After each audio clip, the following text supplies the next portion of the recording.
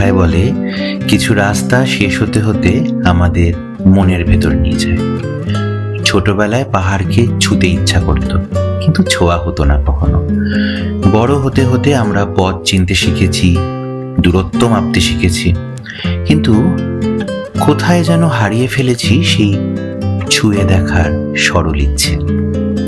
এই যে এক পাশে আকাশ ছোঁয়া পাহাড় আর অন্য পাশে গভীর শূন্যতা, ঠিক এই মাঝখানে দাঁড়িয়েই হঠাৎ মনে হয় আমরা শুধু জায়গা বদলাচ্ছি না, আমরা যেন নিজের মনের ভেতরটাকেও আস্তে আস্তে ছুঁয়ে দেখছি। আর এই যাত্রার পথগুলো কখনো অবাক করে, কখনো ভয় দেখায়, কখনো থামিয়ে দেয় নিঃশ্বাস। আর প্রতি বাঁকে থাকে পাহাড়কে ছুঁয়ে দেখার এক অমোঘ টান।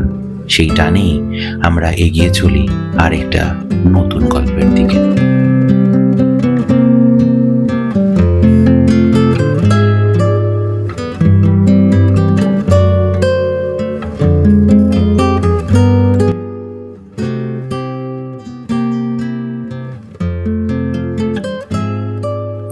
আজকের এই যাত্রা আমাদের নিয়ে যাবে ভারতের শেষ গ্রামে, যার নাম ছিটকুল, যেখানে রাস্তা থেমে যায়, কিন্তু অনুভূতি নয় আর অপেক্ষাও নয়।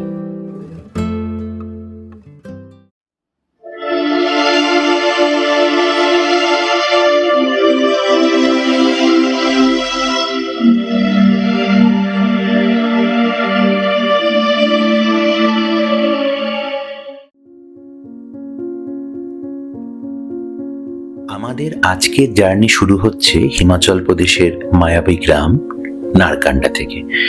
যদি আপনি সেই ভিডিওটা দেখতে চান তাহলে তার লিংক দেওয়া রইল আই বাটনে।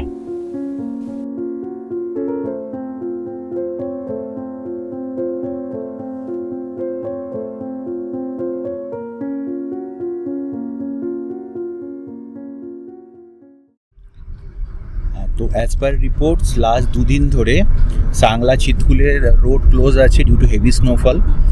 তো আমরা এখন টুয়ার্ড সাংলাই যাচ্ছি, কিন্তু আমাদের সাথে যিনি আছেন ড্রাইভার দাদা, তিনি বলছেন যে যদি রোড ক্লোজ থাকে তাহলে আমাদের অল্টারনেটিভ কিছু একটা ভাবতে হবে। আমাদের হোটেল কোনো রকমভাবে বুকিং করা নেই, আমাদের হোটেল ডাইরেক্ট বুকিং করা আছে কালপাতে। এবার দেখি অন রোড কন্ডিশন কেমন থাকে এবং সেই অনুযায়ী আমরা আজকের আমাদের ফার্দার স্টে ডিসিশনটা নেব। কিন্তু হোপ ফর দ্য বেস্ট। আমার মনে হচ্ছে যে রাস্তা হয়তো খুলে যাবে, কারণ দুদিন ধরে যেহেতু এই রাস্তাটা বন্ধ আছে, আশা করছি যে আজকে খুলে যাবে এবং আজকে আমরা আইদার সাংলা অথবা রাকসামে আজকে রাতটা থাকবো।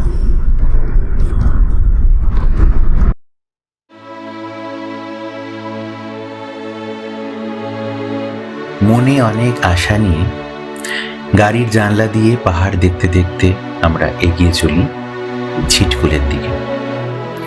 যত রাস্তা এগোয় পাহাড়ি উচ্চতা বাড়ে আর বদলে যায় আশেপাশের ক্যানভাস। এই যে পাহাড়ের গায়ে ছোট ছোট বাড়িগুলো দেখছি, কিছুক্ষণ পরে এদের আর দেখা যাবে না। তখন এদের জায়গা নেবে ধূসর ভাঙা ভাঙা রাস্তা। কিন্তু এই গোটা পথই আমাদের সঙ্গী ছিল দুটো নদী, প্রথমে সতলুজ বা শতদ্রু এবং তারপর বাসপা।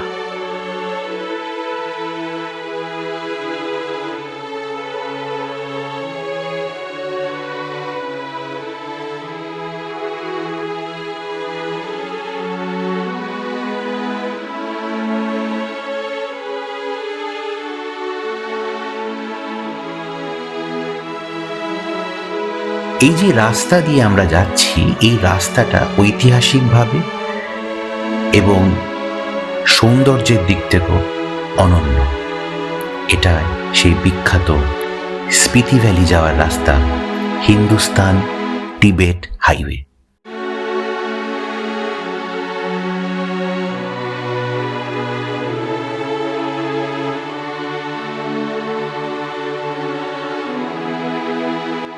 ন্যাশনাল হাইওয়ে 5 অথবা পুরনো নাম হিন্দুস্তান টিবেট রোড। একসময় এই পথ দিয়েই ভারত আর তিব্বতের মধ্যে চলত বাণিজ্য। লবণ, পশম, শুকনো ফল আর তার সঙ্গে গল্প, সংস্কৃতি আর বিশ্বাস। আজও সেই ইতিহাস লেগে আছে পাহাড়ের গায়ে, এই রাস্তার প্রতিটা মোড়ে। এই পথই নিয়ে যায় কিন্নর পেরিয়ে আরো দূরে স্পিতির শুষ্ক উপত্যকায়। কিন্তু আজ আমরা থামব তার আগেই।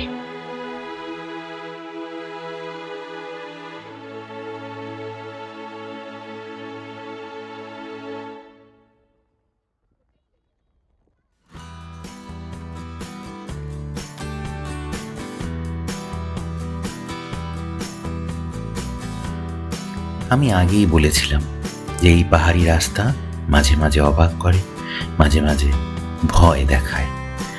এই ব্রিজের ওপর দিয়ে যাওয়ার সময়ও আমি ঘুণাক্ষরেও জানতাম না যে আর কয়েক মুহূর্ত পরেই এমন কিছু অ্যাডভার্সিটি আসবে যে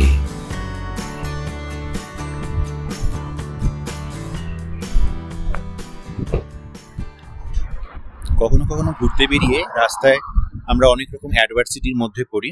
তো আমরাও সেরকমই অ্যাডভার্সিটির মধ্যে পড়েছি। আমাদের গাড়ির টায়ারটা পাংচার হয়েছে, অনেক খুঁজে টুজে এক জায়গায় এসেছি। এখন দেখাবো, আস্তে আস্তে রিপেয়ার হয়ে যাবে আশা করছি। আর বাই দ্য ওয়ে, যেটা আমাদের লেটেস্ট আপডেট অনুযায়ী কলপার রাস্তা খোলা আছে।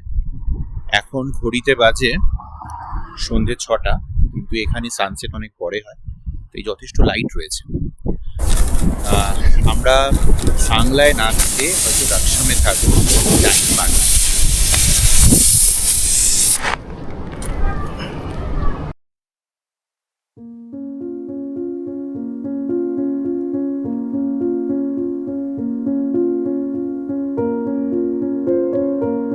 মাইল ফলক বলছে ছিটকুল আর 42 কিলোমিটার, কিন্তু পাহাড়ে সন্ধে নামে ঝুপ করে।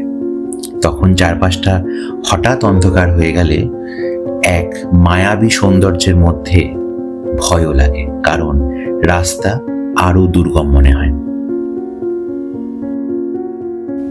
ড্রাইভারের কর্মদক্ষতায় আমরা এগিয়ে চলি। সাংলা পৌঁছতেই অনেকটা রাত হয়ে যায়। তাও আমি সিদ্ধান্ত নিই যে সাংলায় না থেকে আজকের নাইট স্টেটা করব রাকসামে। কিন্তু এর পরে যা এক্সপিরিয়েন্স করলাম সেটা হয়তো কোনো দিনও ভুলবো না।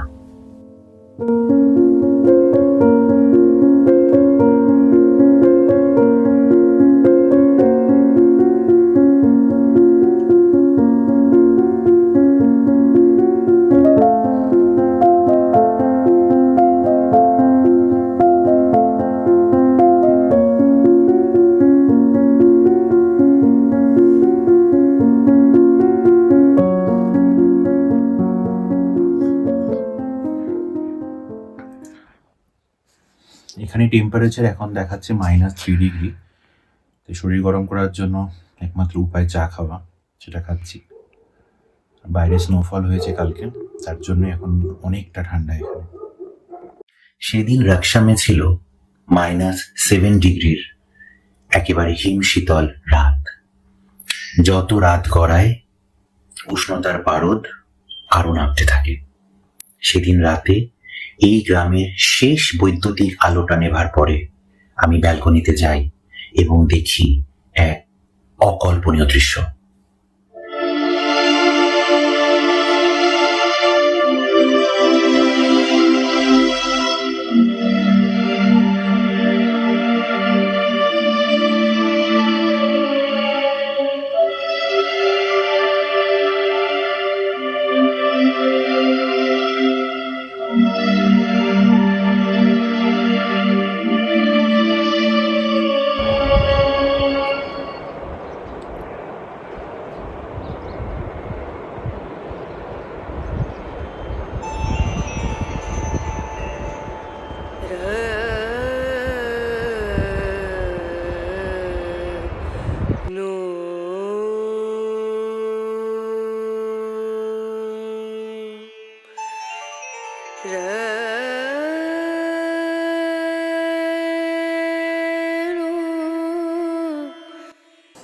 Good morning. এই মুহূর্তে আমি আছি হিমাচল প্রদেশের কিন্নর ডিস্ট্রিক্টে এটি সুন্দর ছোট্ট অফবিট গ্রাম, এর নাম রাকসাম। কালকে রাত্রি এখানে এসে পৌঁছেছিলাম এবং সকালবেলা উঠে যা দৃশ্য এখন দেখছি, ঠিক কিছুক্ষণ আগেই এখানে সানরাইজ হয়েছে এবং হিমালয়ের উপরে যখন ফার্স্ট লাইট পড়েছে, আপনারা দেখুন একদম যে কি অপূর্ব লাগছে।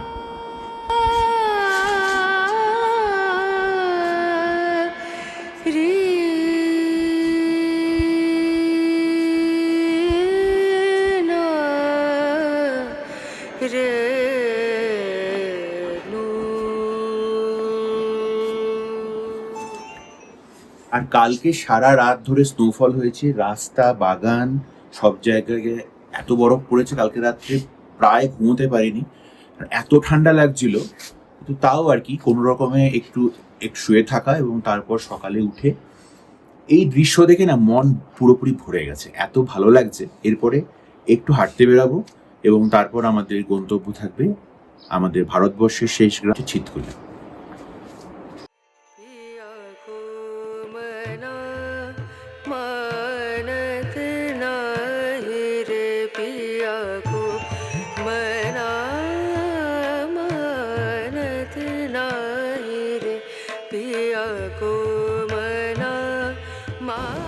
রাকসাম প্রায় 3000 মিটার উচ্চতায় নদী, মাঠ আর পাহাড় ঘেরা একটা ছোট্ট গ্রাম। এখানে সময় একটু ধীরে চলে, মানুষের কথাবার্তায়, দৈনন্দিন জীবনে সবকিছুতেই যেন একটা শান্ত ছন্দ। হিমাচল প্রদেশের কিন্নর জেলার এই অঞ্চলে এক অদ্ভুত মিশ্রণ দেখা যায়। এখানে মন্দির আছে, আবার বৌদ্ধ প্রার্থনার ছোঁয়াও আছে। দুই বিশ্বাস পাশাপাশি বেঁচে থাকে কোনো বিভাজন ছাড়াই। পাহাড়ের মতোই এখানকার মানুষও স্থির আর ভেতরে ভেতরে অত্যন্ত গভীর। রাকসাম যেন একটা প্রস্তুতি, ভারতের শেষ গ্রামের আগে একটা নীরব ভূমিকা।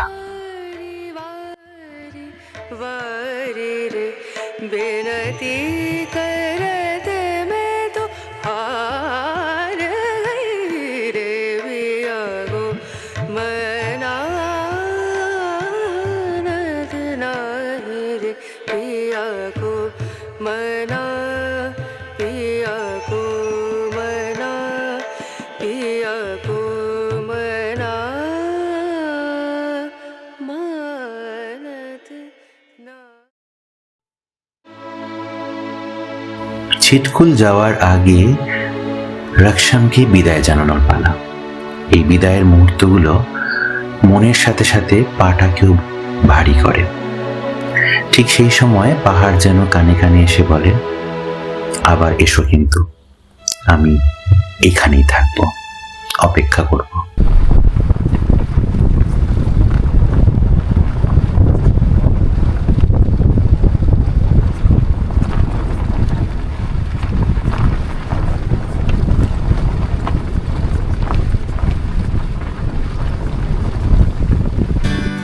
Spending the night in Dixon,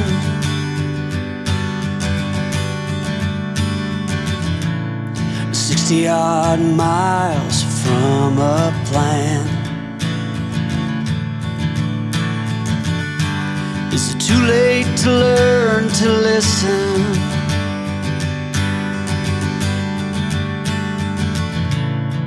Too late to be less a man?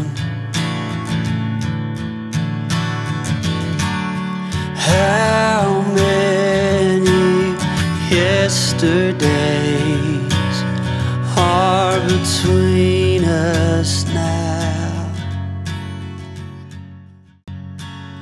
আর তারপর রাস্তা এসে থামে ছিটকুলে।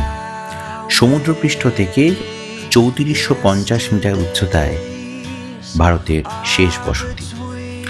এরপর আর কিছু নেই, শুধু পাহাড় আর প্রায় 60 কিলোমিটার দূরে তিব্বতের সীমান্ত।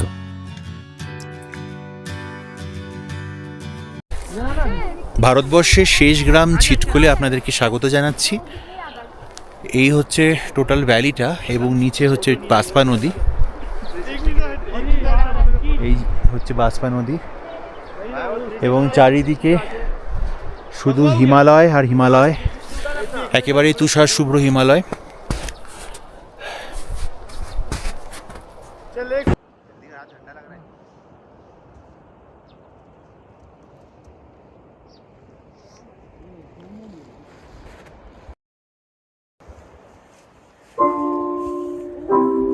ছিটকুল সর্বসাকুল্যে প্রায় 1000 জনের বাস।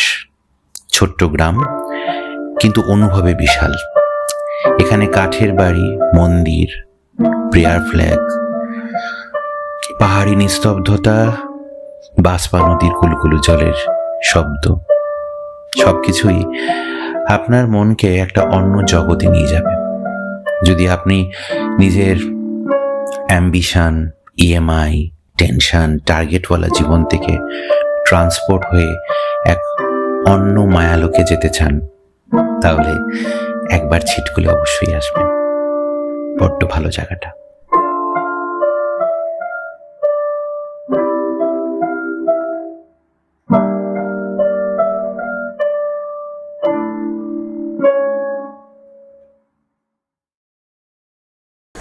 বাসপা নদীর তীরে এখানে চুপচাপ অনেকটা সময় কাটিয়ে দেওয়া যায়।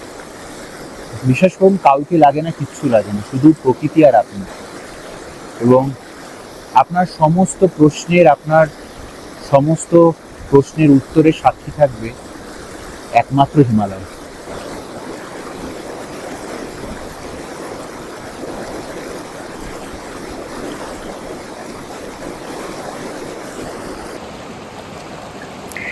এই পুরো উপত্যকার প্রাণ বাসপা নদী।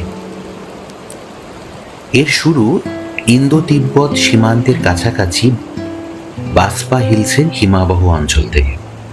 তারপর পাহাড় কেটে গ্রাম ছুঁয়ে এই নদী বয়ে চলে নিচের দিকে, শেষমেশ গিয়ে মিশে যায় সতলুজ নদীর সঙ্গে কাটচামের কাছে।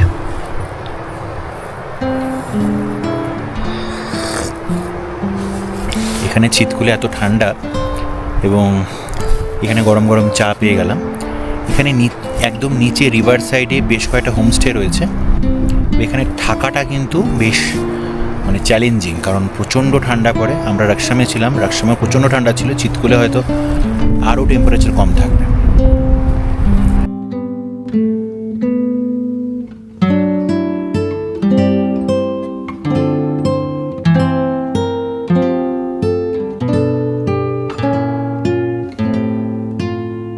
ফিরে যাওয়ার সময় মনে হয় কিছু যেন একটা রেখে যাচ্ছি এখানে। হয়তো শব্দ, হয়তো ক্লান্তি, হয়তো নিজেরই একটা অংশ। এই পাহাড়গুলো কিছু কেড়ে নেয় না, শুধু একটু হালকা করে দেয়, আর তারপর চুপচাপ তোমাকে ছেড়ে দেয় নিজের পথে। কিন্তু তবুও কোথাও যেন একটা টান রয়ে যায়